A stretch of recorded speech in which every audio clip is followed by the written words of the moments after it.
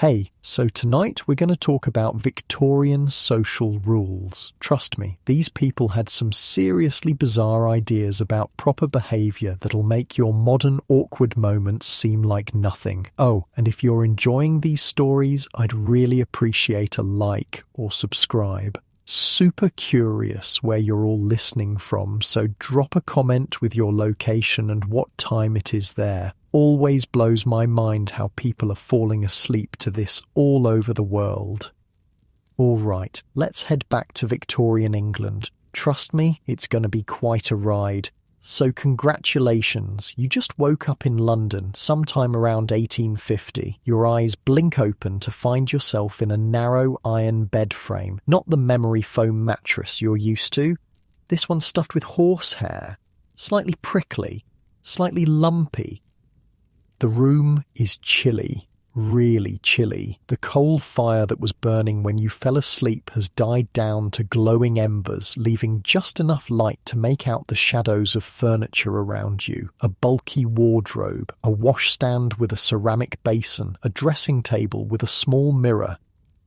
You hear the distant clatter of iron-rimmed carriage wheels on cobblestones outside. A dog barks somewhere down the street. The air smells of coal smoke. Always coal smoke in London. It seeps in through every crack, under every door, through every window frame. Mixed with it is the faint scent of bergamot oil from the perfume bottle on your dressing table. That sharp, citrusy smell that everyone's wearing these days.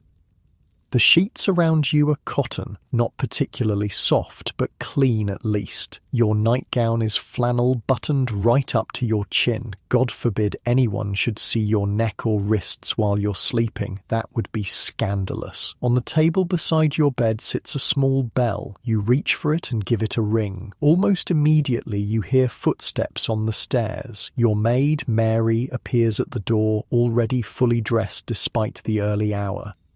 "Good morning, miss," she says with a small curtsy. "Shall I draw the curtains?" Without waiting for your answer, she crosses to the window and pulls back heavy velvet drapes, letting in weak grey London daylight. The glass is smeared with soot from the countless chimneys belching smoke into the air.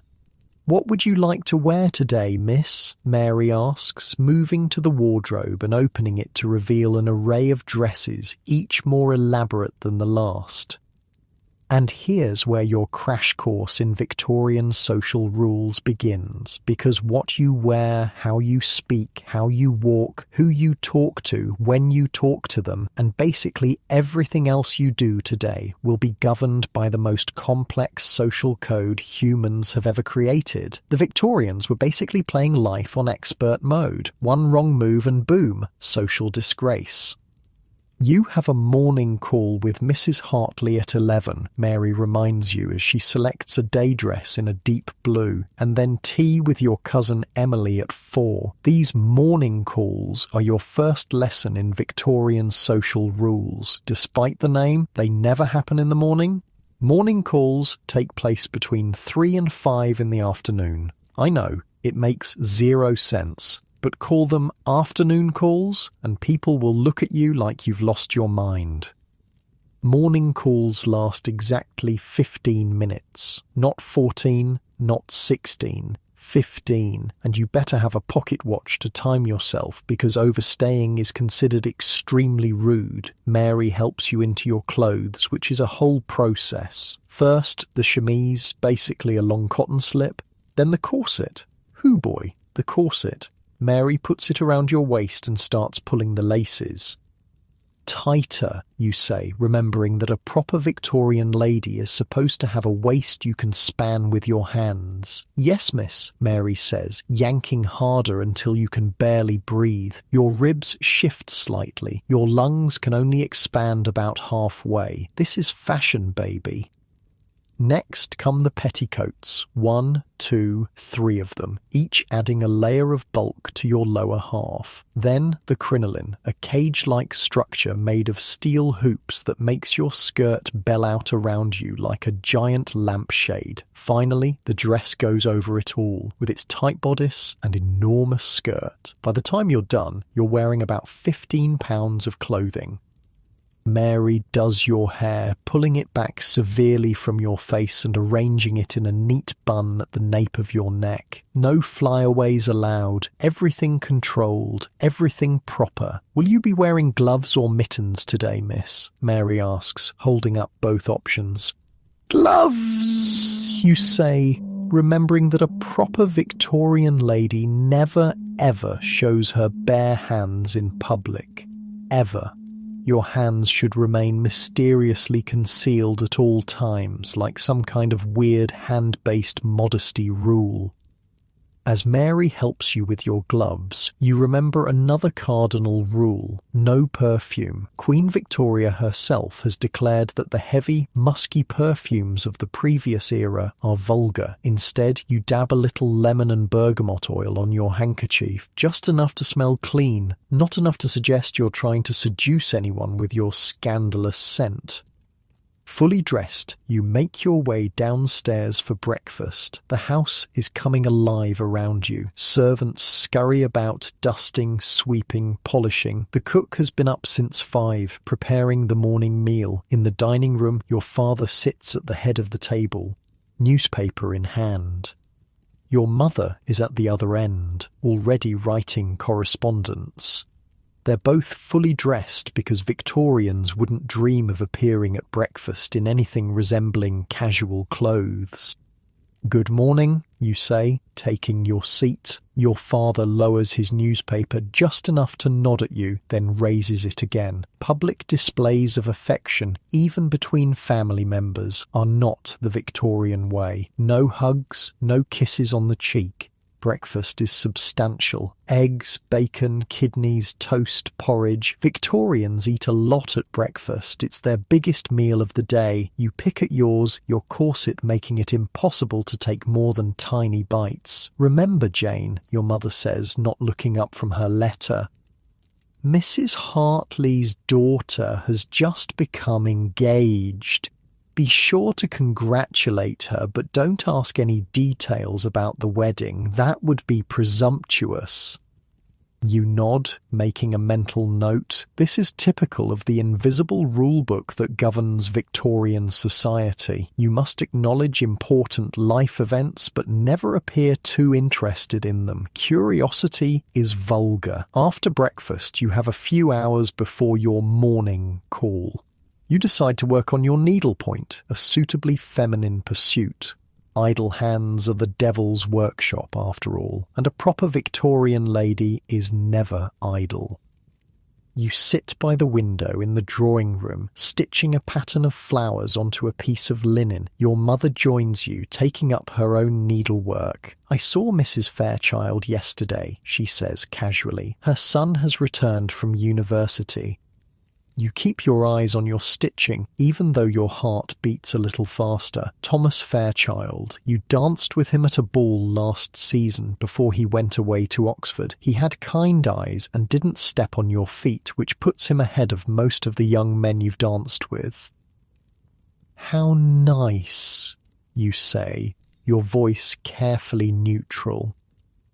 She mentioned he asked after you. Your mother continues, watching your reaction closely.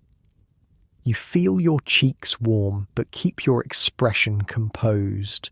Did he? That's very civil of him. Your mother smiles slightly, satisfied with your restrained response. Showing too much interest in a young man would be improper. The game of Victorian courtship is all about pretending you're not playing it. At precisely 11:15, you put on your bonnet, gloves and cloak and set out with your mother for Mrs. Hartley's house. You carry a small card case containing your visiting cards, little pieces of paper with your name printed on them. These are essential to the ritual of morning calls. Mrs. Hartley lives just a few streets away, but walking too quickly would be unladylike. You adopt the proper Victorian lady's pace. Small steps, back straight, eyes modestly downcast. Your enormous skirt swings as you walk, occasionally threatening to knock over small children or dogs who get too close. People pass you on the street. Men tip their hats. You acknowledge them with the slightest nod, never making eye contact with strangers. A gentleman would never speak to a lady he hasn't been formally introduced to, and a lady would certainly never speak to a strange gentleman. You arrive at Mrs. Hartley's at precisely 11 o'clock. Punctuality is crucial. Being early is as bad as being late. Both suggest you don't have enough engagements to fill your day, which would be embarrassing. The butler answers the door. You hand him your visiting cards, one from you and one from your mother. He takes them on a small silver tray and shows you into the drawing room where Mrs. Hartley and her daughter Charlotte are waiting. Everyone curtsies. No one hugs or kisses cheeks. Physical contact is kept to an absolute minimum. "How kind of you to call," Mrs. Hartley says, gesturing for you to sit down. You arrange yourself carefully on a small sofa, mindful of your enormous skirt. Sitting gracefully in a crinoline is an art form. You must perch right on the edge of your seat to accommodate the steel cage around your lower half. "We were so pleased to hear your happy news," your mother says to Charlotte, who blushes appropriately. "Thank you," Charlotte murmurs, eyes downcast. "Mr. Edwards is very kind." And that's it. That's all the information you're going to get about Charlotte's engagement. Not what her fiancé is like, not when the wedding will be, not how they met or whether she loves him. Those questions would be prying, and Victorians do not pry. The conversation moves on to safe topics. The weather, cloudy but not raining, recent sermons at church, uplifting but not too long, and a musical performance you all attended, accomplished but not showy. Everything is described in the most moderate terms possible. Strong opinions are for the lower classes. After exactly 15 minutes, your mother gives an almost imperceptible nod. That's your cue. You both stand up. "It was so lovely to see you," Mrs. Hartley says, also standing. More curtsies, more pleasantries. Then you're back out on the street, morning call successfully completed. "That went well," your mother says as you walk home. "Charlotte looked well, didn't she?" "Very well," you agree. In Victorian conversation, well is the highest praise one can give. Back at home, you have a light luncheon, then spend the afternoon reading an improving book. Nothing too exciting or romantic, of course. Novels that stir the emotions are considered potentially dangerous for young ladies.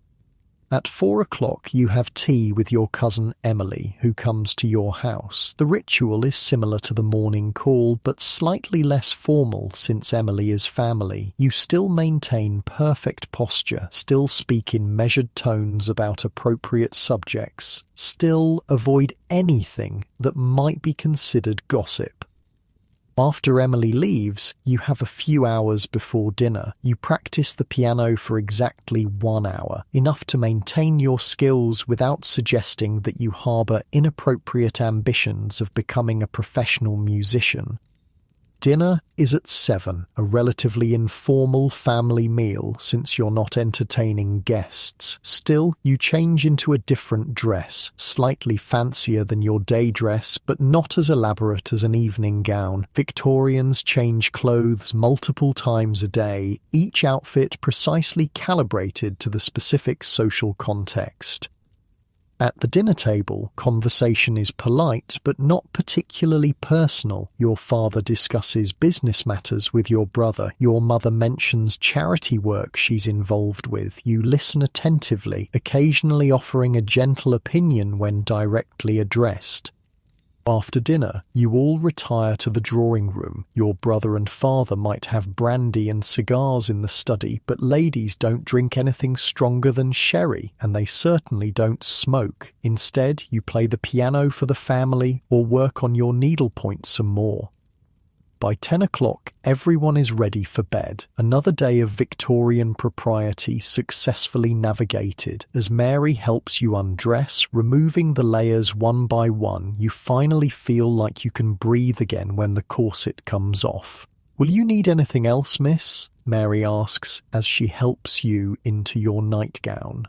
"No, thank you, Mary," you say, settling into bed with a small sigh of relief. She curtsies and leaves, taking the oil lamp with her. The room falls into darkness except for the faint glow from the banked fire in the grate. You lie there, thinking about the day, all those rules, all that restraint. It's exhausting, but there's also something almost comforting about knowing exactly what's expected of you at every moment. As you drift towards sleep, you wonder what tomorrow will bring in this world of rigid propriety and hidden feelings. You'll need to navigate a formal dinner party, which means a whole new set of rules to remember, but that can wait until morning. For now, you let the distant sounds of the city lull you toward dreams.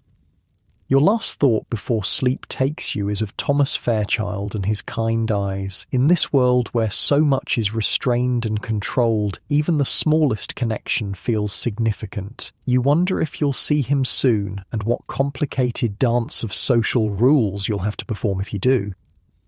Outside, fog rolls in from the Thames, wrapping the city in its damp embrace. Gas lamps cast hazy halos of light on the cobblestone streets. A carriage passes, wheels clattering. A night watchman calls the hour, and all across London, behind the prim facades of countless houses, Victorians lie in their beds, constrained by their social rules, even in their dreams. Morning arrives with the sound of Mary drawing back your curtains again. The pale winter sun barely penetrates the ever-present London fog. Another day of Victorian propriety awaits you. "Good morning, miss," Mary says, placing a cup of hot chocolate on your bedside table. "It's going to be a busy day." You sip the chocolate as Mary lays out your morning dress. Today is indeed important. You're attending a formal dinner party at the Fairchilds' house. Yes, those Fairchilds. Thomas will be there. The morning passes in a blur of preparations. Your mother insists you practice piano for 2 hours instead of the usual one. "The Fairchilds may ask you to play," she explains. "Mrs. Fairchild mentioned their new pianoforte. It would be rude to decline." Another Victorian rule to remember: never refuse a direct request to demonstrate an accomplishment, but also never appear too eager to show off. It's a delicate balance. After lunch, you take a light walk in the nearby park with your mother. The crisp winter air is actually cleaner than inside most homes, where coal fires fill the rooms with a fine layer of soot. Ladies stroll along the pathways, nodding politely to acquaintances. Gentlemen tip their hats as they pass. "Remember," your mother says quietly as you walk, "at dinner you'll be seated according to rank. Don't appear surprised by your placement, whatever it may be." You nod. The Victorian dinner table is a battlefield of social hierarchy. The most important male guest sits to the right of the hostess. The most important female guest sits to the right of the host. Everyone else is arranged in descending order of social importance. Being seated near the bottom of the table is a clear message about your status.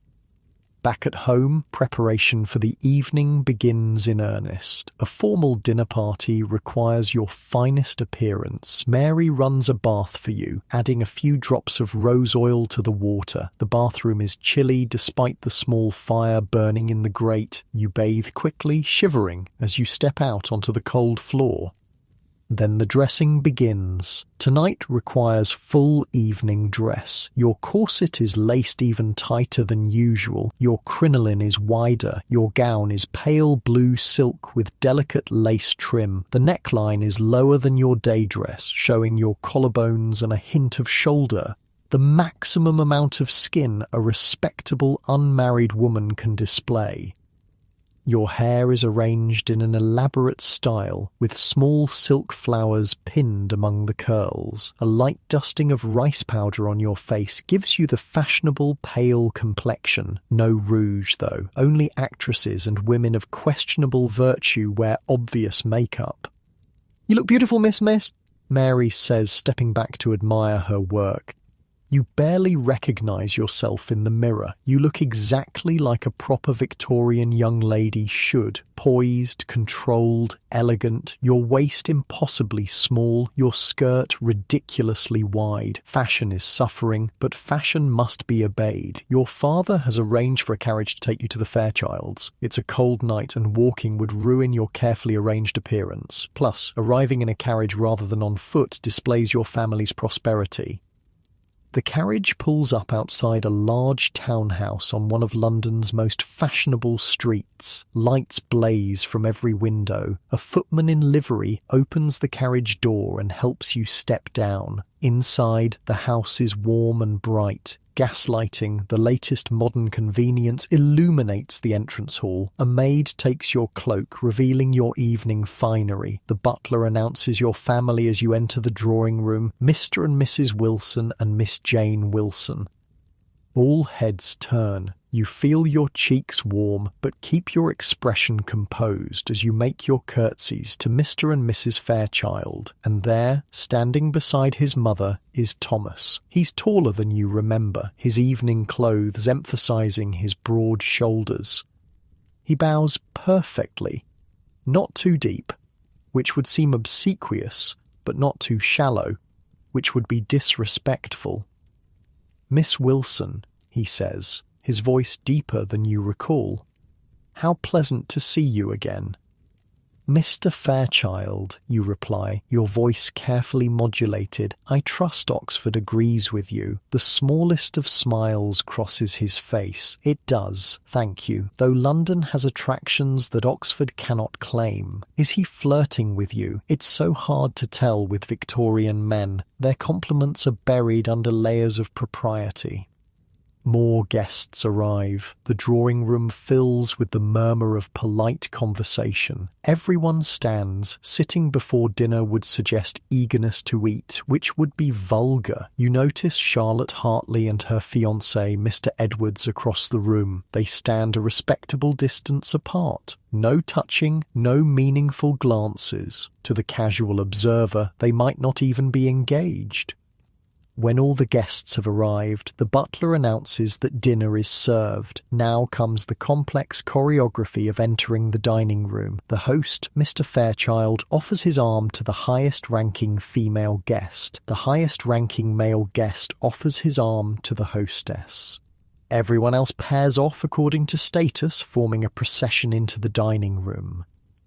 You find yourself paired with a middle-aged gentleman you've never met before. Thomas, you notice, is escorting an elderly lady with an elaborate turban of fabric on her head. The dining room dazzles with crystal, silver, and candle light. The table gleams with polished silver and fine china. Each place setting has an intimidating array of utensils: fish forks, soup spoons, dessert spoons, multiple knives, and more. Using the wrong utensil would be a social catastrophe. You're seated about halfway down the table, not at the bottom, which is encouraging, but not near the top either. Thomas is on the opposite side, several seats away. During a Victorian dinner, you primarily converse with the gentleman seated to your left and right, never across the table. The gentleman to your right turns to you.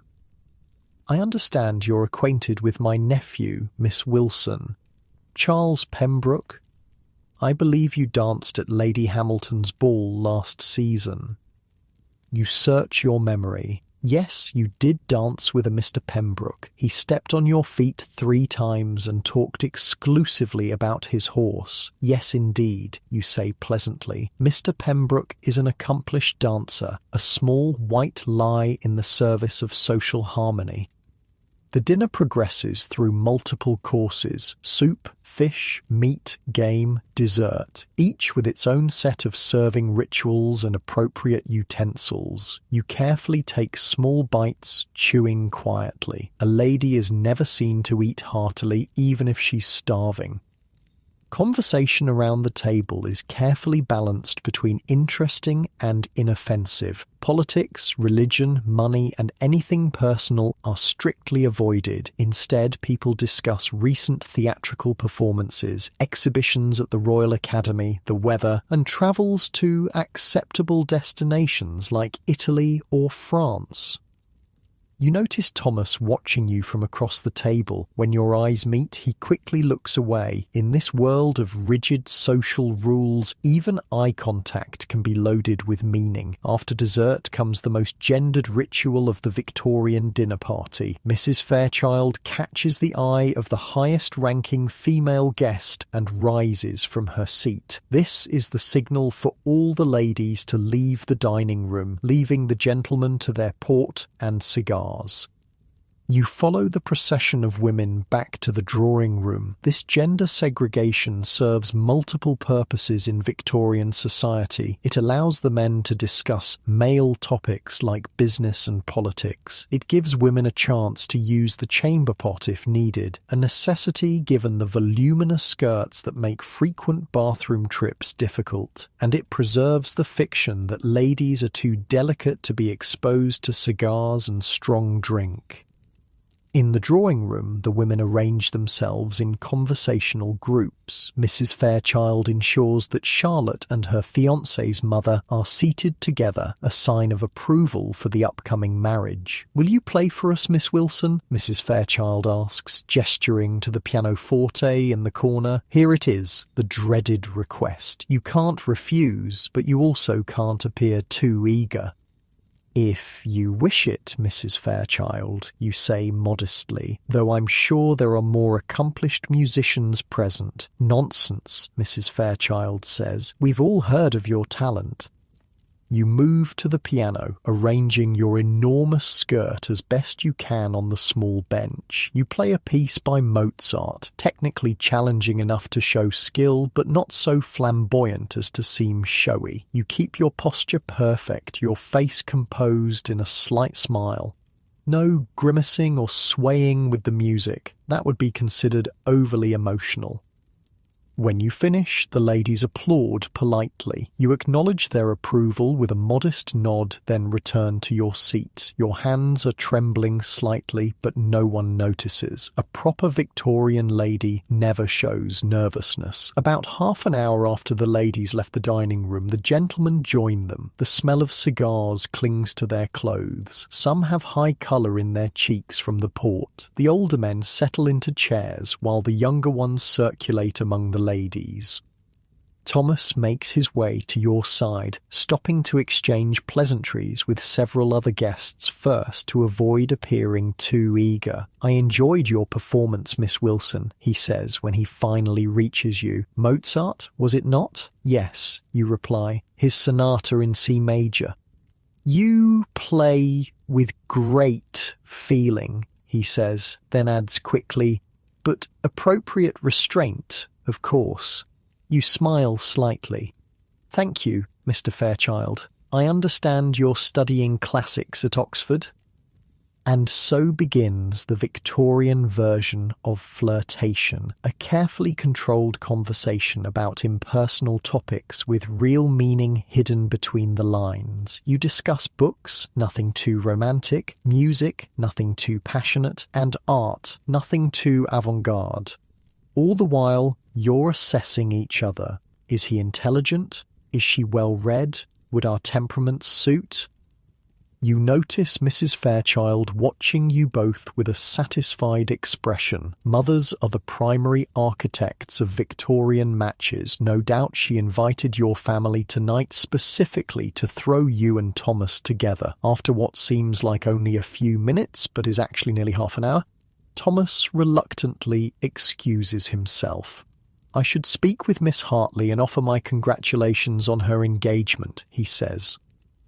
"Of course," you reply, hiding your disappointment. "It was pleasant conversing with you, Mr. Fairchild." He bows slightly. "The pleasure was mine, Miss Wilson." As he walks away, your mother appears at your side. "He seems quite attentive," she murmurs. "Does he?" you say, pretending you hadn't noticed. Your mother isn't fooled. Don't appear too interested, Jane. Nothing scares away a potential suitor faster than an eager young lady. The evening continues with more music, some card games, and continuous circulation of guests around the room. Everyone is careful to speak to everyone else. No one stays in one conversation too long. The appearance of social harmony is paramount. At precisely 11 o'clock, the first guests begin to leave. This signals that it's acceptable for others to depart as well. The Victorians have strict rules even about when to end a party. Your father catches your mother's eye and she nods slightly. Time to go. You make your farewells to the hosts, thanking them properly for their hospitality. Thomas is nearby and bows to you one last time. "Until we meet again, Miss Wilson," he says softly. "Good evening, Mr. Fairchild," you reply, your voice giving away nothing of your inner thoughts. Outside, your carriage is waiting. As you settle into the seat, you finally allow yourself a small sigh of relief. The evening went well, no social missteps, and Thomas seemed genuinely interested in you. A successful evening, your father declares as the carriage pulls away. This is high praise from him. Indeed, your mother agrees. Mrs. Fairchild mentioned they're hosting a small musical evening next week. We're to receive an invitation. Your heart beats a little faster. Another opportunity to see Thomas. Back at home, Mary helps you undress, carefully hanging up your evening gown and putting away your jewellery. Your hair, so elaborately arranged, tumbles down your back as she removes the pins. "Did you enjoy yourself, miss?" Mary asks as she brushes out your hair. "It was a pleasant evening," you say, maintaining your composure even with your lady's maid. Servants observe everything and gossip among themselves. Any show of excitement about Thomas might reach his household through the servants' network. When Mary leaves, you sit at your dressing table for a moment, looking at your reflection. Behind your composed expression, your mind is racing. Did Thomas really seek you out specifically? What did his mother's watchful gaze mean? Will he call on you, or must you wait to meet again at the musical evening? Dating in the Victorian era is like playing chess while blindfolded. Every move matters, but half the time you don't even know you're making a move, and the stakes are high. Your entire future happiness depends on making a good match. You move to the window, pulling back the curtain slightly to look out at the foggy London night. Gas lamps create halos of light in the mist. A lone hansom cab clatters past on the cobblestones. Somewhere out there, Thomas Fairchild is perhaps thinking of you too, but in this world of rigid propriety and hidden feelings, who can tell? You'll have to wait and see what the next social encounter brings and what new rules you'll need to navigate. Your next encounter with Thomas Fairchild comes sooner than expected, the very next day, in fact. You're reading in the front parlour, half-heartedly turning pages of a suitably improving book about botany when Mary appears at the door. "Mr. Thomas Fairchild is here, miss," she announces. "He's asking if you and your mother are receiving visitors." Your heart jumps, but your face remains perfectly composed. "Please tell him we are, Mary, and inform my mother. A proper Victorian young lady is never, ever left alone with a gentleman caller. Your mother must be present for the entire visit. Even stepping out of the room for a minute would be scandalous." Mary curtsies and disappears. You have about 30 seconds to prepare yourself. You check your hair in the small mirror above the fireplace, straighten your posture, and pick up your book again, arranging yourself to look naturally occupied when he enters. The door opens, and there's Thomas, looking even more handsome in daylight. His formal morning clothes fit him perfectly. Dark coat, perfectly tied cravat, polished boots. He's carrying his top hat and gloves. A gentleman always removes his hat indoors, but keeps his gloves on until seated. "Miss Wilson," he says, bowing. "I hope I find you well today." "Quite well, thank you, Mr. Fairchild," you reply, setting your book aside and gesturing to a chair. "Please, be seated. My mother will join us momentarily." Thomas sits, finally removing his gloves and placing them inside his hat. This is the Victorian equivalent of getting comfortable. "I enjoyed the evening at your parents' home last night," you say, keeping your tone pleasant but not overly warm. "As did I," he replies. "My mother was particularly impressed with your musical performance." Before you can respond, your mother enters the room. Thomas immediately stands. A gentleman always rises when a lady enters. "Mr. Fairchild," your mother says, smiling. "What a pleasant surprise." Thomas bows again. "Mrs. Wilson, I hope I'm not calling at an inconvenient time." "Not at all," your mother assures him, taking a seat on the sofa beside you. Now the real dance begins. "I've come to extend an invitation," Thomas says. "My mother is hosting a small musical evening next Tuesday. She hopes Miss Wilson and your good selves will be able to attend." "Ah, so that's why he's here. Not just to see you, but as his mother's messenger. Still, he could have sent a servant with a written invitation. The fact that he came personally means something." "How kind," your mother says. "We would be delighted to accept." "Excellent," Thomas says, his eyes flickering to you. "My mother also mentioned she would be grateful if Miss Wilson might consider performing. Your rendition of Mozart last night was much admired." Now you understand completely. Mrs. Fairchild wants to show you off to her friends. You're being evaluated as a potential daughter-in-law. "I would be happy to play," you say modestly, "though I'm sure your mother has engaged more accomplished musicians." Thomas shakes his head. "None that I'm aware of. Your talent would be the highlight of the evening." Is he actually complimenting you directly? That's borderline scandalous in Victorian terms. Your mother smoothly steps in. "My daughter practices diligently, Mr. Fairchild. We're grateful for the opportunity to share the fruits of her hard work." The conversation continues with this kind of formal back and forth, weather, mutual acquaintances, upcoming social events. Thomas is careful to address most of his remarks to your mother, only occasionally looking at you directly. This is proper Victorian form. After exactly 15 minutes, the prescribed length for a morning call, Thomas stands. "I've taken enough of your time, Mrs. Wilson, Miss Wilson," he says. "I'll convey your acceptance to my mother. She'll be most pleased."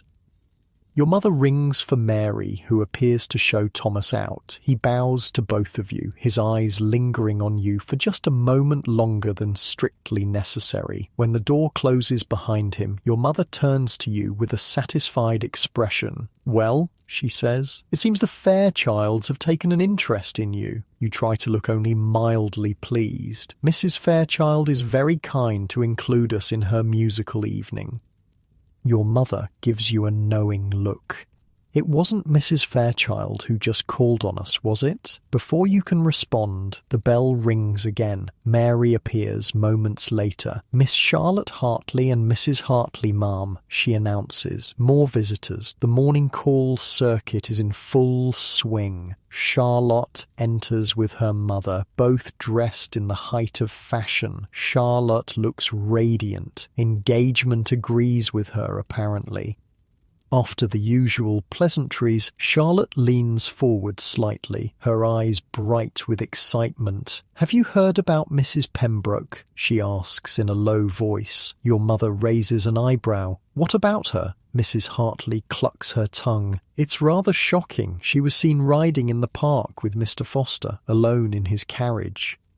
This is indeed scandalous news. Mrs. Pembroke is married. Mr. Foster is a bachelor known for his flirtatious nature, and being alone together in a carriage, that's practically announcing an affair to the world. "Perhaps there was a footman present," your mother suggests, always trying to think the best of people.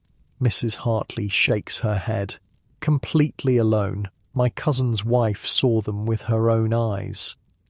This is how reputations are destroyed in Victorian London. One indiscreet carriage ride, a few gossiping tongues, and a woman can become a social outcast. Men have more leeway. Mr. Foster might face some disapproving looks at his club, but nothing more. The double standard is alive and well in 1850. The conversation turns to Charlotte's wedding plans, which are progressing nicely. She'll be married in 3 months. Her trousseau is being prepared. The wedding breakfast will be at the Hartleys' home after the church ceremony. Watching Charlotte's genuine happiness, you feel a twinge of... not jealousy exactly, but anticipation. Will this be you soon, planning a wedding to Thomas Fairchild? Or is that reading too much into a simple social call? After the Hartleys leave, you have barely an hour before your next commitment, a charity committee meeting at the vicarage. Victorian ladies of means are expected to engage in good works, organising relief for the poor and sick. It's considered an appropriate outlet for feminine energy and compassion. The meeting is tedious but necessary. You and a dozen other women from good families discuss winter blankets for the poor, soup kitchens and clothing donations. The vicar's wife takes notes and assigns tasks. You volunteer to collect used clothing from several households. It's a respectable activity that will allow you to make morning calls with a purpose. After the meeting, you walk home with 2 other young ladies who live nearby. The conversation turns inevitably to engagements and potential matches. Did you hear that Thomas Fairchild is back from Oxford? One of them, Emma Parker, asks casually, too casually. Yes, I believe I heard that, you say, keeping your voice neutral despite the sudden tightness in your chest. Emma has always been interested in Thomas. My mother says Mrs. Fairchild is hosting a musical evening next week, Emma continues. We've been invited. Will you be attending? Yes, we received an invitation as well, you reply, not mentioning that Thomas delivered it personally. Emma's smile tightens slightly. How lovely. Perhaps you'll play for us. You're so accomplished at the piano. Mrs. Fairchild did request a performance, you admit. Emma's other friend, Sarah, joins in. Thomas always did appreciate music. I remember him turning pages for the pianist at the Johnsons' ball last season. The implication is clear. Both these young ladies consider Thomas Fairchild a potential match for themselves. The competition for eligible bachelors is fierce in Victorian London, especially one as handsome and well-positioned as Thomas.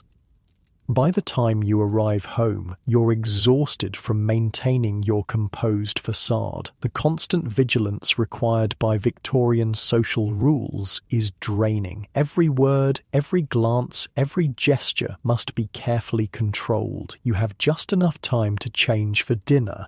Another dress, another style of hair, before joining your family at the table. Tonight, it's just the 4 of you. Your parents, your brother James, and yourself. James is in high spirits. He's been at his club all day, mixing with other young gentlemen of good family. The gender divide in Victorian society gives him freedoms you can only dream of. He can come and go as he pleases, engage in sports, discuss politics and business, even travel alone. I saw Thomas Fairchild at the club today, James mentions casually as he cuts into his roast beef. You keep your eyes on your plate, taking a small, ladylike bite of potato.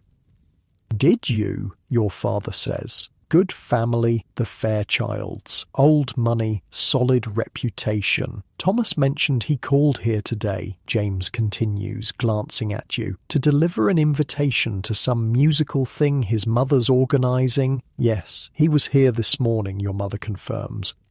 Very proper young man. James grins. He asked quite a few questions about you, Jane. You look up, unable to hide your interest. Did he?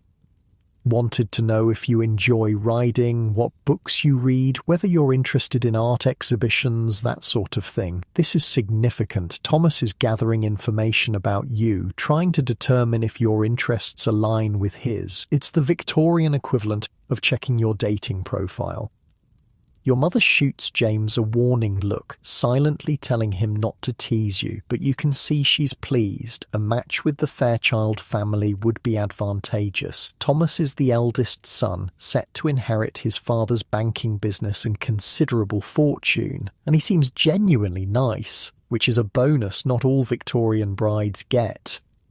After dinner, you retire to the drawing room while James and your father enjoy their port and cigars in the study. Another evening of needlework and quiet conversation with your mother. If Thomas Fairchild continues to show interest, your mother says as she threads her needle, we should consider your wardrobe. That blue silk evening gown is lovely, but you'll need something new for the musical evening. This is your mother's way of saying she approves of Thomas as a potential suitor. New dresses aren't commissioned lightly, given their expense. Perhaps the dressmaker could come tomorrow, you suggest, trying to sound only mildly interested. Your mother nods. I'll send a note in the morning.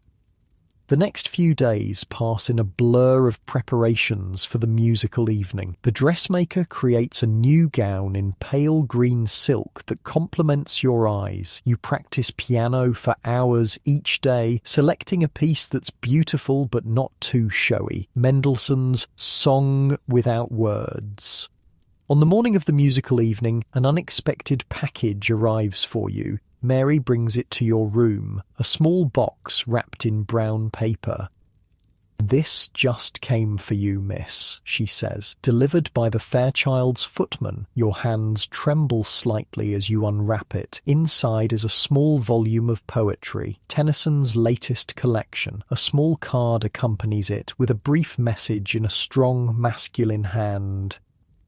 Miss Wilson, I thought you might enjoy these verses. The one marked on page 43 reminded me of your playing. Respectfully, T. Fairchild. You quickly turn to page 43. There's a poem about music with one line delicately underlined. The heart of the listener is moved by the skilled hands of the player. Mary watches your face, clearly curious. It's just a book of poetry, you say casually, as if gentlemen send you books every day. From Mr. Fairchild. Very nice of him, miss, Mary says, a knowing look in her eyes. Servants always know what's going on before anyone else. You hide the book in your drawer. Victorian propriety dictates that you can't openly display it or mention it to anyone. Gifts between unmarried men and women are technically forbidden unless they're engaged. Thomas has bent the rules by sending you this book. If you acknowledge it publicly, you'd be breaking them outright. But in the privacy of your room, you press the book to your chest for just a moment, allowing yourself to feel the excitement that proper Victorian ladies never show. Thomas Fairchild is definitely courting you. That evening, your family arrives at the Fairchild's home precisely on time. Not early, which would seem eager, and not late, which would be rude. Your new green silk gown rustles softly as you step down from the carriage, the crinoline underneath maintaining its perfect bell shape. The Fairchild's drawing room is already filled with guests when you arrive. Your eyes immediately search for Thomas, finding him across the room in conversation with an elderly gentleman. He looks up as you enter, and though his expression remains properly reserved, his eyes brighten noticeably. Mrs. Fairchild greets you warmly, complimenting your gown and thanking you in advance for your musical contribution. She steers you toward a group of young ladies that includes, unfortunately, Emma Parker. Emma's dress is remarkably similar to yours in colour, though not as finely made. She notices the similarity immediately and gives you a tight smile. "What a coincidence, Miss Wilson," she says. "We appear to have had the same thought regarding colour."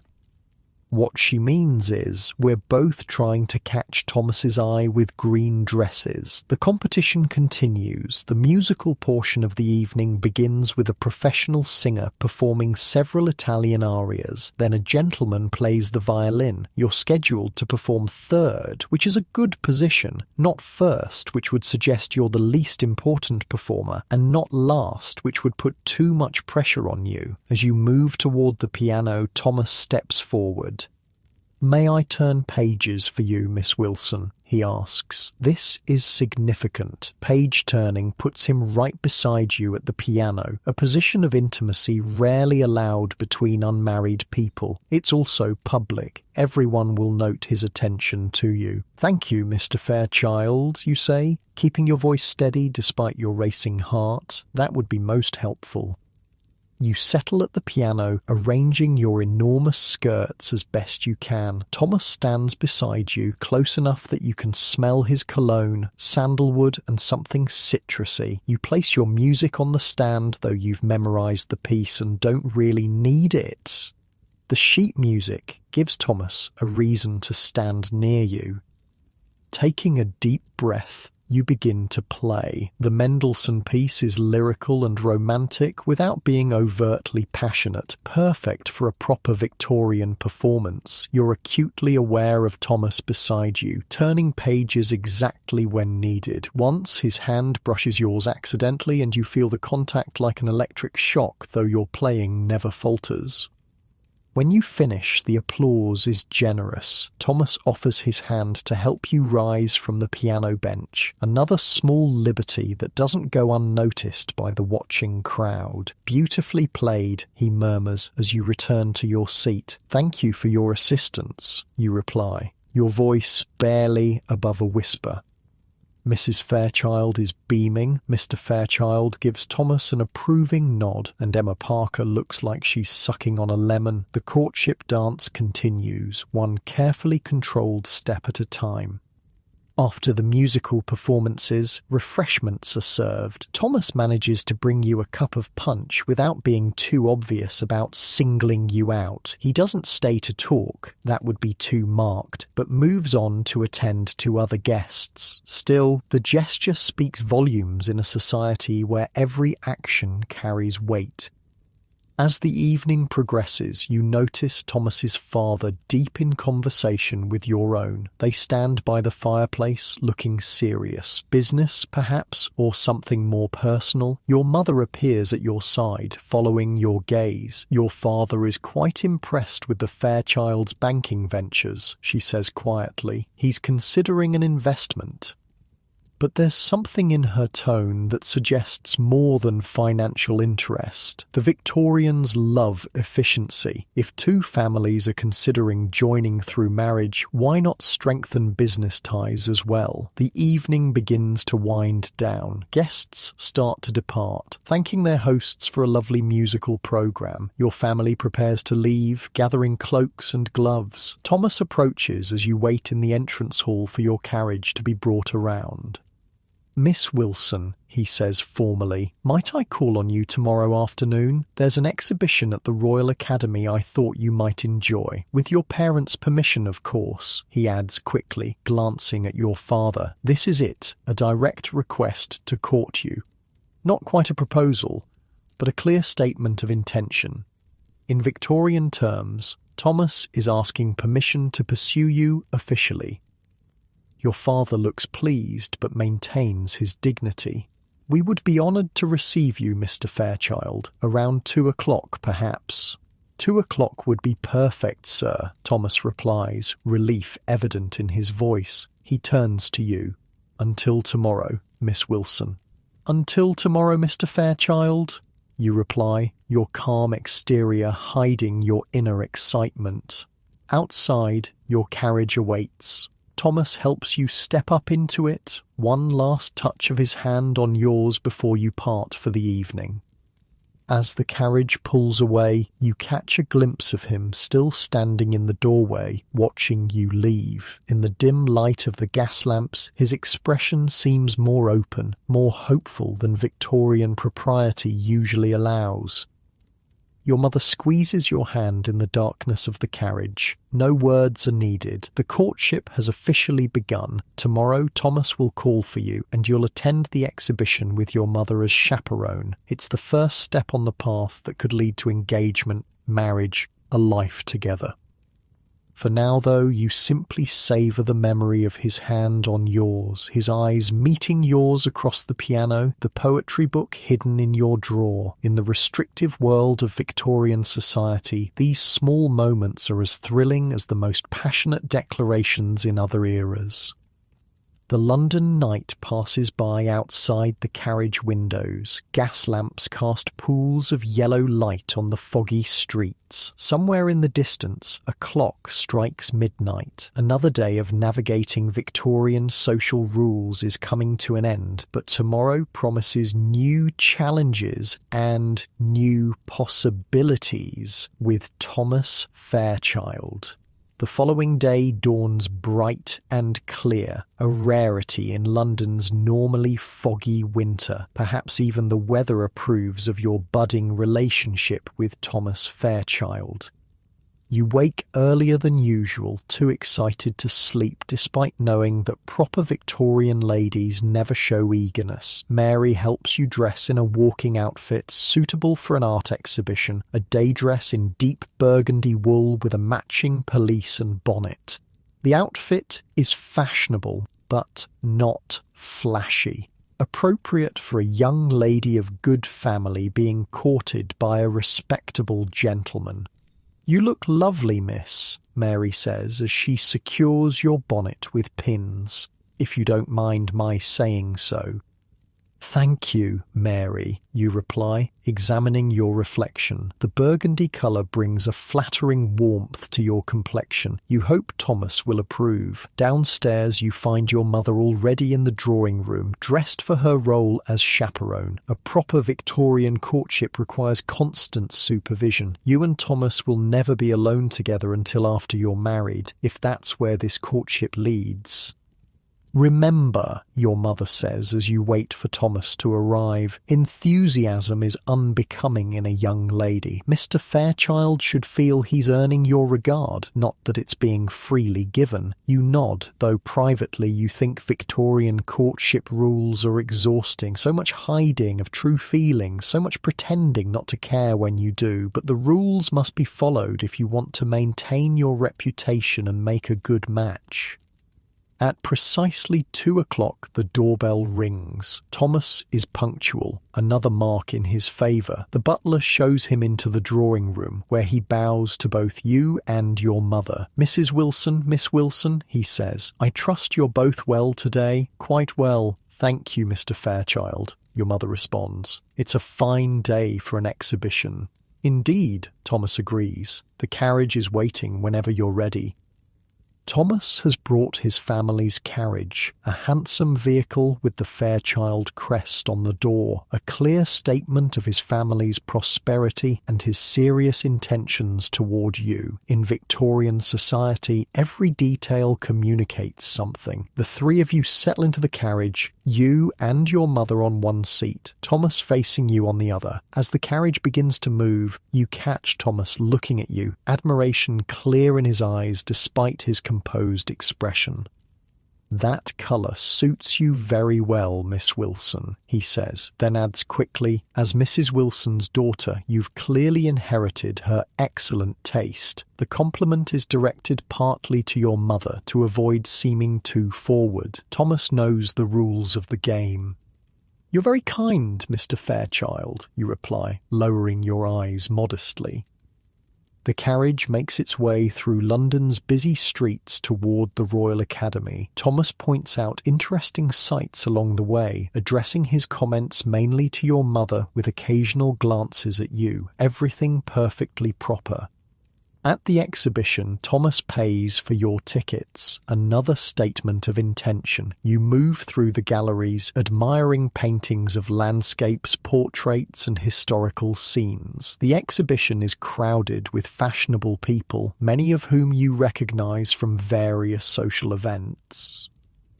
"Miss Wilson, Mrs. Wilson," a familiar voice calls. You turn to see Emma Parker approaching with her mother.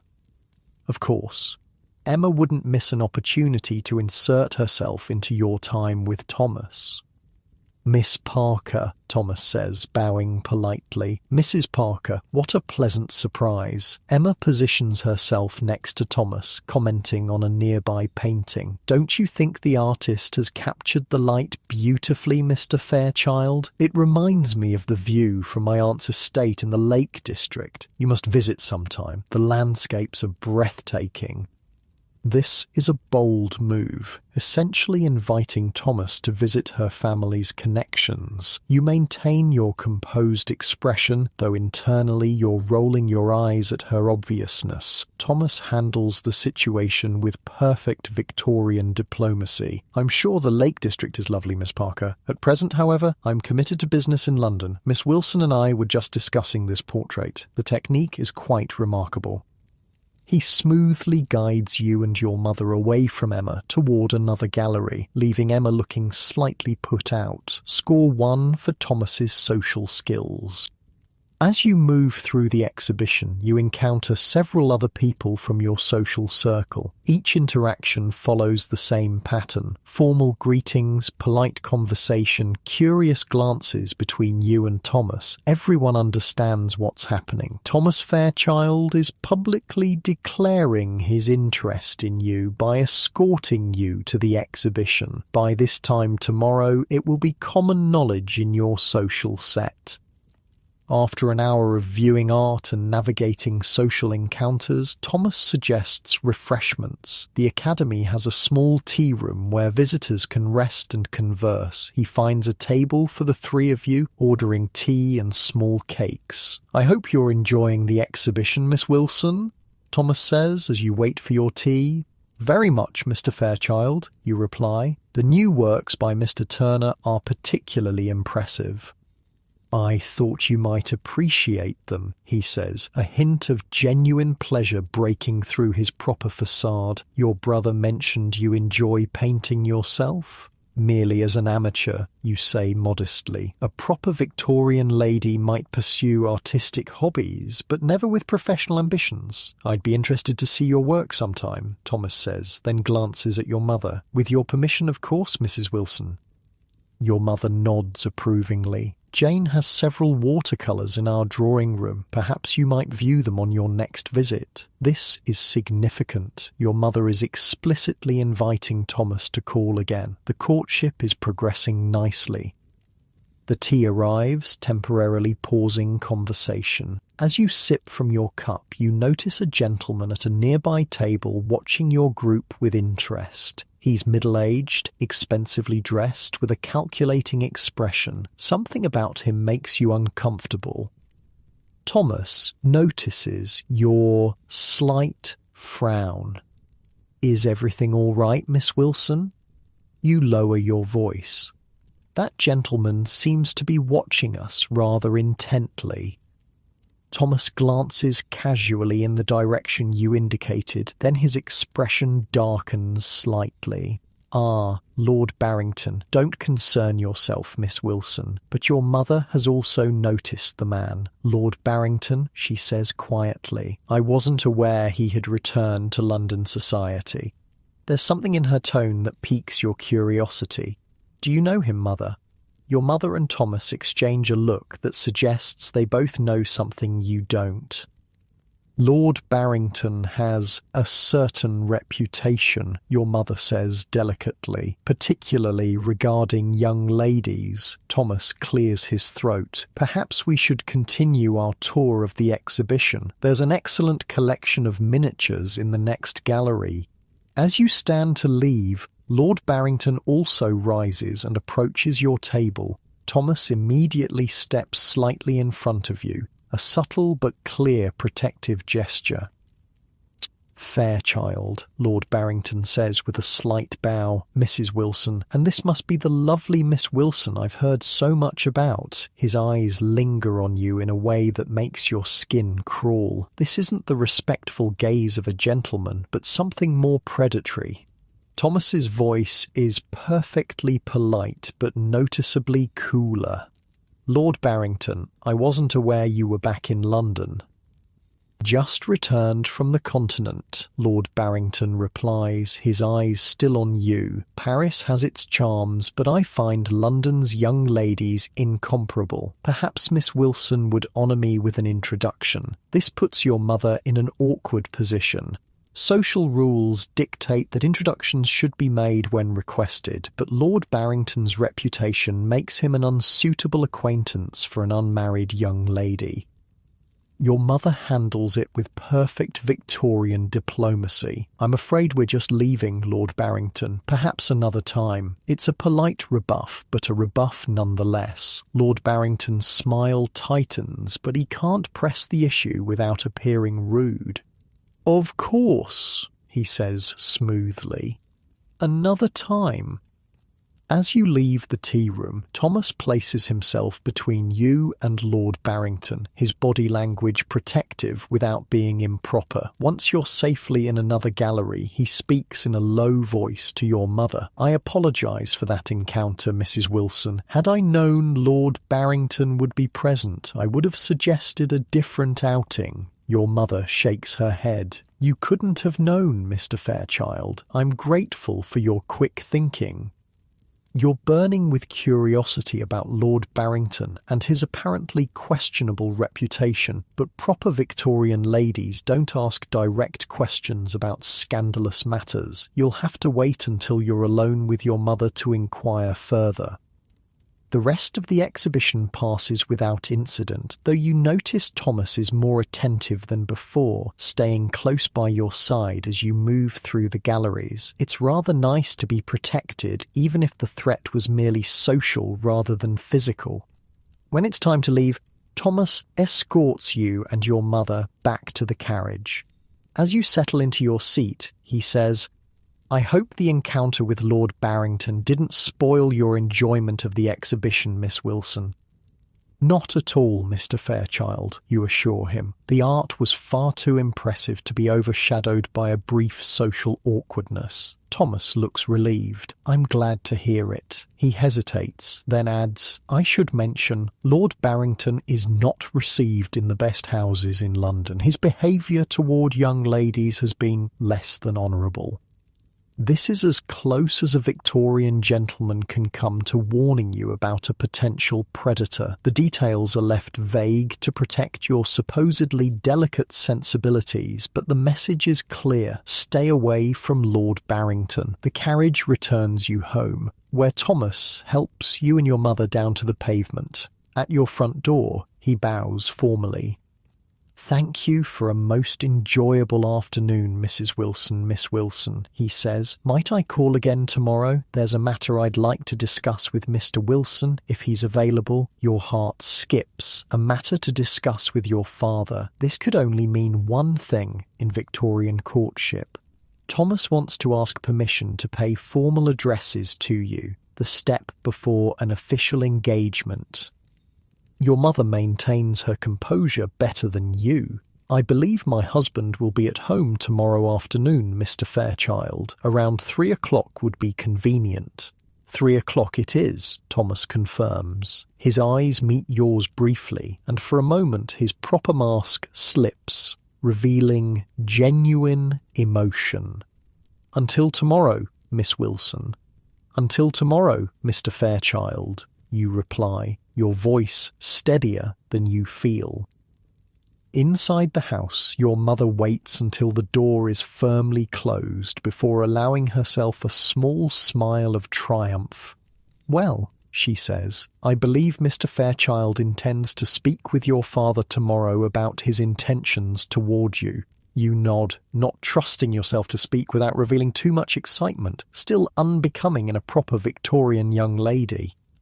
If your father approves, your mother continues, you may expect a formal proposal very soon. We should discuss your trousseau. A trousseau, the collection of clothing, linens and personal items a bride brings to her marriage, the Victorian version of a hope chest. Planning it means your mother considers your engagement a foregone conclusion. Yes, mother, you say, still trying to appear appropriately composed.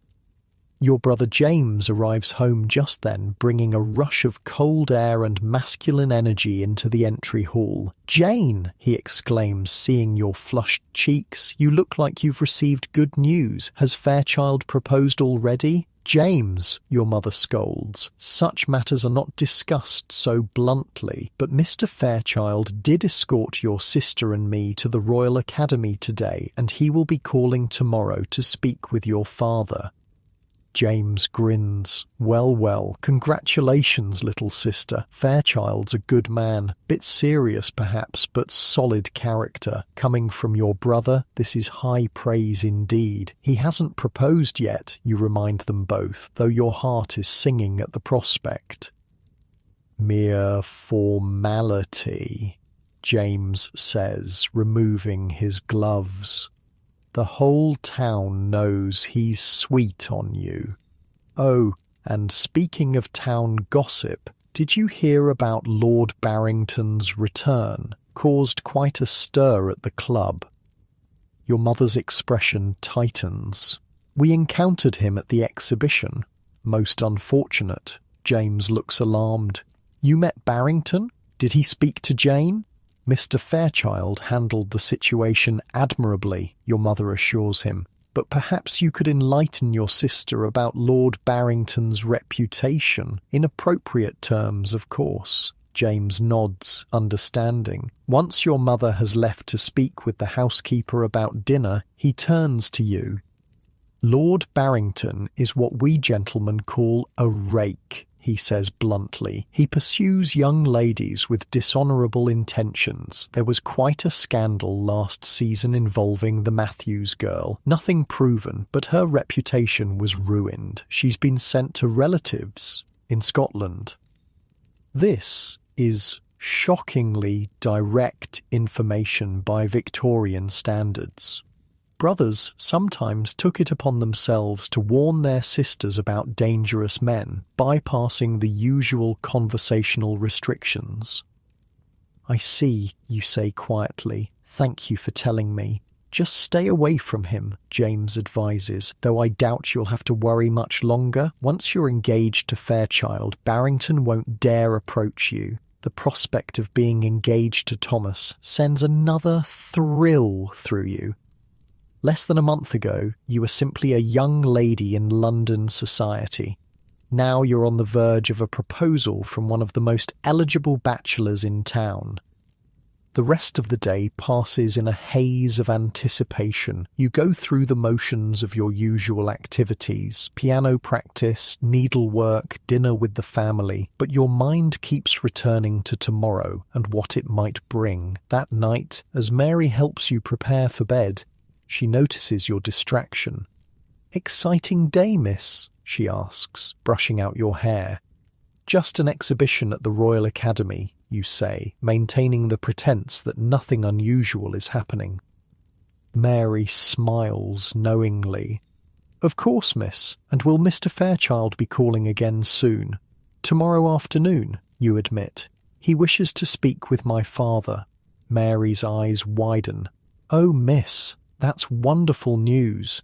"He hasn't proposed yet," you remind her, though you can't help smiling. "It's only a matter of time," Mary assures you, setting down the brush. "The whole household knows he's sweet on you. Cook says she'll make your favourite cake for tea tomorrow to celebrate."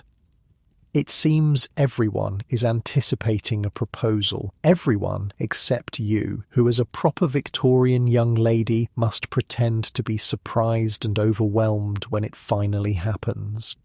As you settle into bed, your mind is too full for sleep. Tomorrow, Thomas will speak to your father. If your father approves, and you have no reason to think he won't, Thomas will then be permitted to propose to you formally. You'll accept after an appropriate show of surprise and consideration, and then you'll be engaged.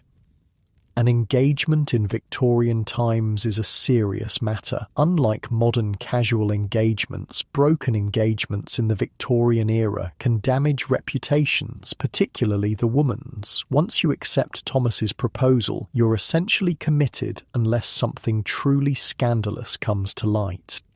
You think about what you know of Thomas Fairchild. He's handsome, intelligent, from a good family with solid finances. He treats you with respect and seems genuinely interested in your thoughts and interests. By Victorian standards, he's practically perfect.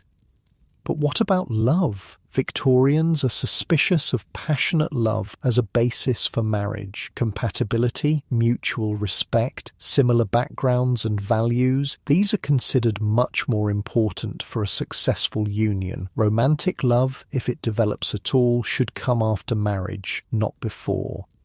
Still, you can't help hoping that what you feel for Thomas, the quickening of your pulse when he enters a room, the warmth that spreads through you when he looks at you, might be the beginning of something deeper than just suitable compatibility.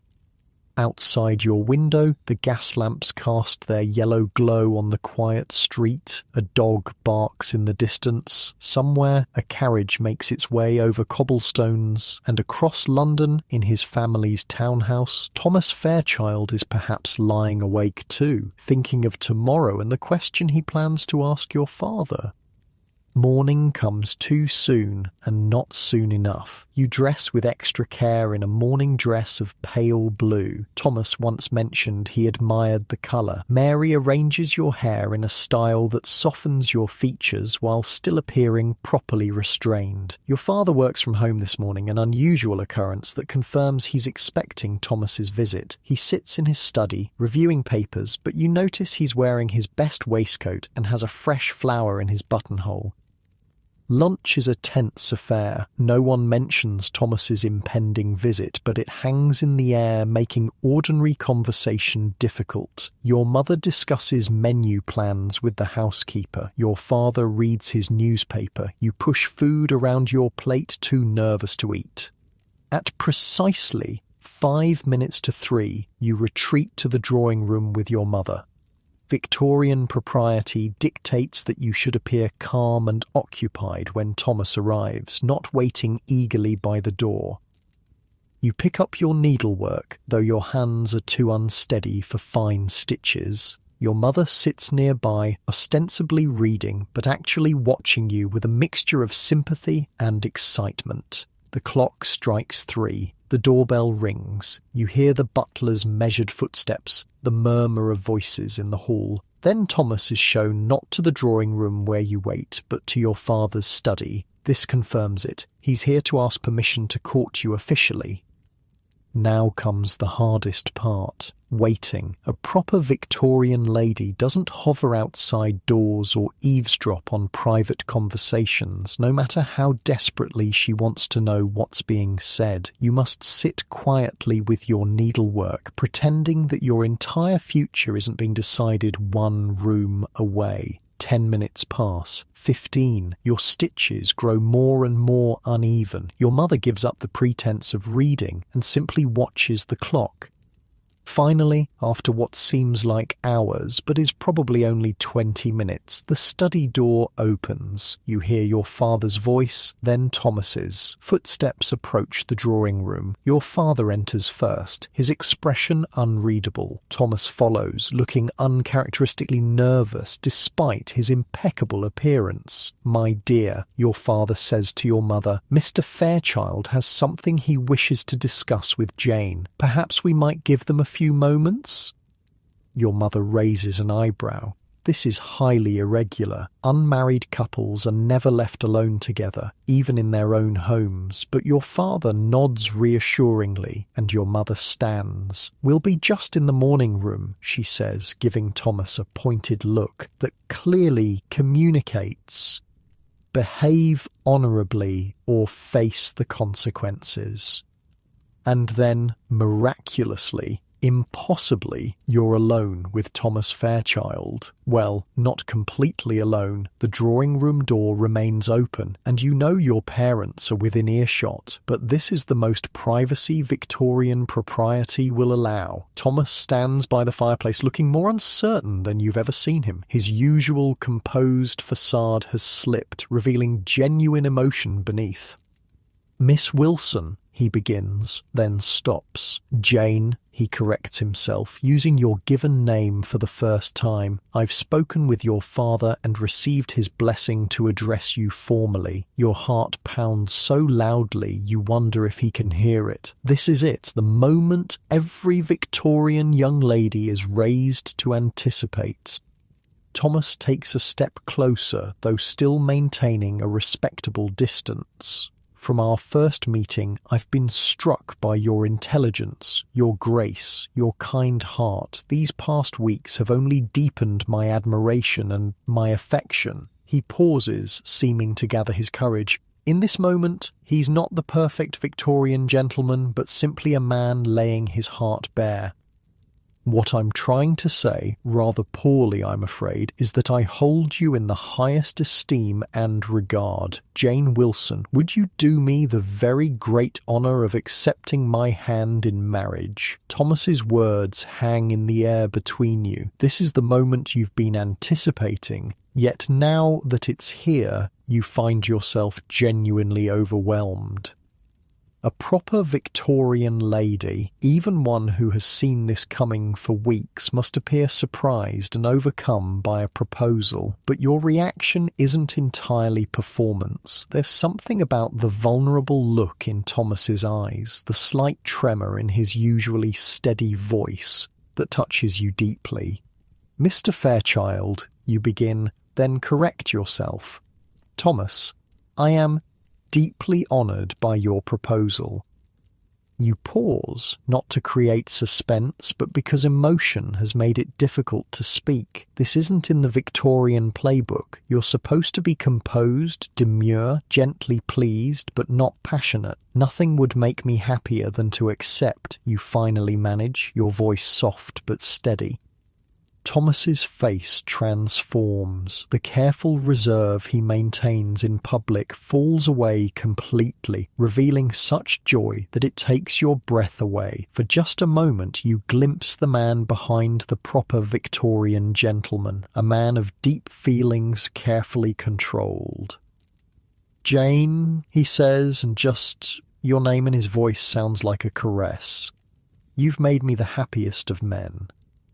He takes a step forward, then stops, remembering propriety. Even now, engaged to be married, Victorian rules prevent any physical contact beyond perhaps holding hands, and even that would be pushing boundaries. May I? He asks, extending his hand. You place your hand in his, feeling the warmth of his skin against yours. Such a simple touch, yet in your heavily chaperoned world, it feels shockingly intimate. I've brought something for you, Thomas says, reaching into his waistcoat pocket with his free hand. He produces a small velvet box and opens it to reveal a ring. It was my grandmother's. The ring is beautiful, a deep blue sapphire surrounded by small diamonds set in gold. Not as ostentatious as some modern engagement rings, but elegant and clearly valuable. It's lovely, you say as he slips it onto your finger. The weight of it feels strange, but not unwelcome. This visible symbol of your engagement will announce your new status to society before you speak a word. The moment is interrupted by the sound of footsteps. Your parents, having given you as much privacy as Victorian propriety allows, return to the drawing room. Thomas immediately steps back to a respectable distance, though his eyes remain on you. Well, your father asks, looking between you. Miss Wilson has done me the great honour of accepting my proposal, sir, Thomas says formally. Your mother's face lights up with genuine pleasure. How wonderful! We must have champagne to celebrate. The butler is summoned, champagne is poured, and toasts are made to the happy couple. Through it all, you remain in a daze. The speed of Victorian courtship is disorienting. Just weeks ago, Thomas was merely an acquaintance. Now he's your fiancé, your future husband. We should discuss dates, your father says once the initial celebrations have settled. And settlements, of course.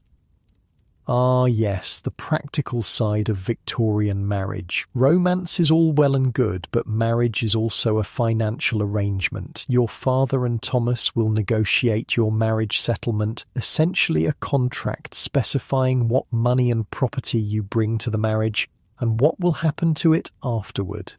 My solicitor has drawn up some preliminary papers, Thomas says, all business now. I'd be happy to review them with you tomorrow, sir.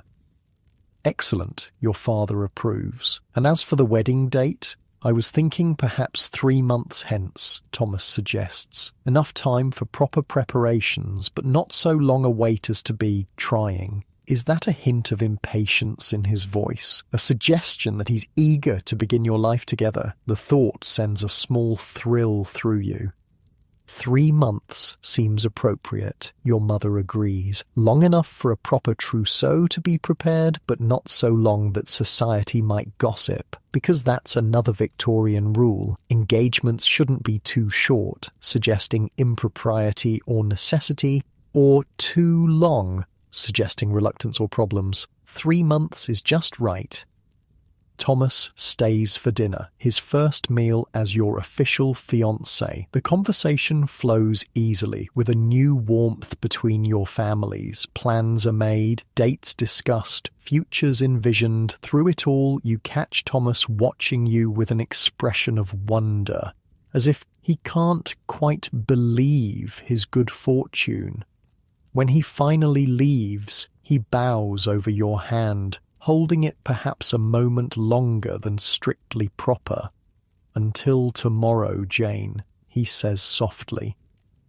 "Until tomorrow, Thomas," you reply, enjoying the newness of his given name on your lips. The next 3 months pass in a whirlwind of preparations. Your engagement is announced in the newspapers. Congratulatory calls and cards pour in. Your mother and Mrs. Fairchild meet frequently to plan the wedding breakfast and coordinate other details. Your days fill with fittings for your trousseau, the extensive wardrobe a bride brings to her marriage, morning dresses, afternoon dresses, evening gowns, walking outfits, riding habits, nightgowns, dressing gowns, undergarments, gloves, bonnets, shoes, shawls. Everything a well-dressed Victorian wife might need for at least the first year of marriage. Then there's your wedding dress, the most important gown of your life. Pure white, of course, as Queen Victoria made white wedding dresses fashionable when she married Prince Albert. Yards of silk and lace, with a train long enough to impress, but not so long as to be ostentatious. A veil of delicate Brussels lace. White satin slippers. Every detail perfect.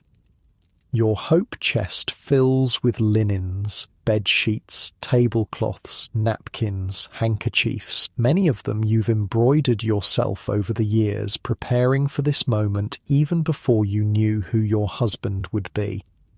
Between preparations, you see Thomas regularly but never alone. Victorian propriety means that even engaged couples are chaperoned. You take walks in the park with your mother following discreetly behind. You attend dinner parties and balls together, but always in public view. You exchange letters, the only private communication allowed, in which you gradually share more of yourselves than social settings permit.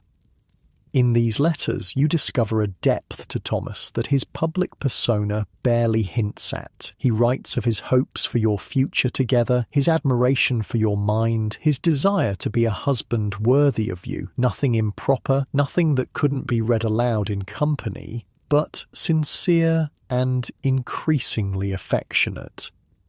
2 weeks before the wedding, the Fairchilds host a dinner party for both families. It's a chance for extended relatives to meet before the ceremony. Your aunts, uncles and cousins size up Thomas's family and vice versa. The dinner is a success. Both families are well-mannered, prosperous and respectable. No embarrassing relatives to cause concern. "Your cousin Emily seems taken with my cousin William," Thomas murmurs to you during a moment when others are distracted. Perhaps another match in the making? You follow his gaze to where Emily is laughing at something William has said. Perhaps, you agree, they would suit well. "Not as well as we do," Thomas says, his voice low and warm. Such a simple statement, yet it sends colour rushing to your cheeks. Even now, weeks into your engagement, his direct attention can fluster you. A proper Victorian lady isn't supposed to show such transparent reactions, but Thomas seems pleased rather than scandalised by your blush. The final week before the wedding is a blur of last-minute arrangements. Your wedding gifts are displayed in the drawing room. Silver services, crystal decanters, fine china, ornate clocks and vases. Guests come to admire them and offer their congratulations yet again. The night before your wedding, your mother comes to your bedroom as Mary brushes your hair for the last time in your childhood home. Tomorrow, you'll move into the Fairchild's townhouse, where you and Thomas will have your own suite of rooms. "I wanted to speak with you," your mother says, dismissing Mary with a nod, "about tomorrow night." This is it. The Victorian version of the talk. Proper young ladies are kept so innocent that many go to their wedding nights with only the vaguest idea of what to expect. Your mother, progressive for her time, believes you should have at least some preparation. "Marriage brings physical intimacies," she begins awkwardly. "It is a wife's duty to submit to her husband's needs. It may be uncomfortable at first, but a lady endures with dignity." Not the most encouraging description of marital relations, but typical of Victorian attitudes. Women aren't supposed to enjoy physical intimacy. That would be unseemly. They merely tolerate it as a duty and for the purpose of having children. "The most important thing," your mother continues, "is to establish a harmonious household. Be attentive to Thomas's comfort. Never contradict him in public. Maintain a serene environment where he can rest from the pressures of business." This advice reflects the Victorian ideal of separate spheres. Men belong to the public world of business and politics, women to the private world of home and family. Your role as a wife is to create a peaceful haven for your husband and manage the household efficiently. "I believe you and Thomas will be very happy," your mother concludes, patting your hand. "He seems a kind man, and he clearly adores you." "Thank you, mother," you say, touched by her concern for your happiness even as you find her advice somewhat lacking. "I believe we will be happy too." That night, you sleep little, your mind too full of tomorrow and all it will bring. The end of your life as Miss Jane Wilson, the beginning of your life as Mrs. Thomas Fairchild. Your wedding day dawns clear and bright. The ceremony is at 11 o'clock at St. George's Church, Hanover Square, the fashionable choice for society weddings. You're dressed with extreme care. First the finest undergarments from your trousseau, then the beautiful white gown with its fitted bodice and full skirt, the delicate veil arranged over your carefully styled hair. "You look beautiful, miss," Mary says, tears in her eyes. "Begging your pardon, but you do." "Thank you, Mary," you reply, genuinely moved. Mary has been with you for years, helping you navigate the complex world of Victorian womanhood. "I'll miss you. You'll have your own lady's maid at your new home," Mary reminds you. Mrs. Fairchild has hired someone with experience serving married ladies. Another reminder of how your life is about to change. Even your personal servants will be different. The carriage ride to the church passes in a blur. Your father, resplendent in formal mourning clothes, helps you down and offers his arm to escort you inside. The church is filled with flowers and the rustle of fine fabrics as the guests stand to watch your entrance. And there at the altar is Thomas, looking more handsome than ever in his wedding clothes. His face as he watches you walk toward him contains such open admiration that you nearly stumble. No one has ever looked at you quite that way before. The ceremony is traditional and dignified. You speak your vows in a clear voice, promising to love, honour and obey. Thomas slips a gold band onto your finger to join your engagement ring. The vicar pronounces you man and wife. Thomas is permitted to raise your veil and kiss you chastely on the cheek, the first time his lips have touched your skin. Just like that, you're married. Mrs. Thomas Fairchild. A new identity, a new status, a new life. The wedding breakfast that follows is elegant but not ostentatious. Your parents have spent generously but not extravagantly, a fine line in Victorian society where showing off wealth is considered vulgar. Champagne flows, delicate foods are served, speeches are made. You sit beside Thomas at the head table, still somewhat dazed by the morning's events. "Are you happy, Jane?" Thomas asks quietly during a moment when others are distracted by the cake being cut. "Very happy," you assure him. And it's true. Despite the whirlwind nature of Victorian courtship, despite the rigid social rules that have shaped every moment of your relationship, you've come to care deeply for this man, perhaps even to love him, though Victorian propriety means you've never used that word aloud. After the breakfast, you change from your wedding gown into a smart travelling outfit. You and Thomas will spend 2 weeks at his family's country estate in Kent, a modest honeymoon by modern standards, but typical for the time. The goodbyes are emotional but restrained. Excessive displays of feeling would be inappropriate. Your mother hugs you briefly. Your father shakes Thomas's hand and kisses your cheek. And then you're in the carriage, husband and wife, finally alone together for the first time. Thomas takes your hand, his thumb gently caressing your palm. "Well, Mrs. Fairchild," he says, his voice warm with affection, "shall we begin our adventure?" You smile, a genuine smile without the restraint Victorian society usually demands. "Yes," you say simply. "Let's." The carriage pulls away, taking you toward your new life. Behind you, wedding guests throw rice and flower petals for luck and fertility. Ahead lies the unknown territory of marriage, its challenges, its joys, its intimate discoveries. Victorian society has rigid rules for wives, just as it does for unmarried ladies. You'll be expected to run your household efficiently, oversee servants, receive and make social calls, engage in appropriate charitable work, and eventually, God willing, become a mother. Your world will still be constrained by proprieties and expectations. But as Thomas's fingers intertwine with yours, as his eyes meet yours with warmth and promise, you can't help feeling that within those constraints, you and Thomas might find your own way. A partnership not just of convenience or social suitability, but of genuine affection and respect.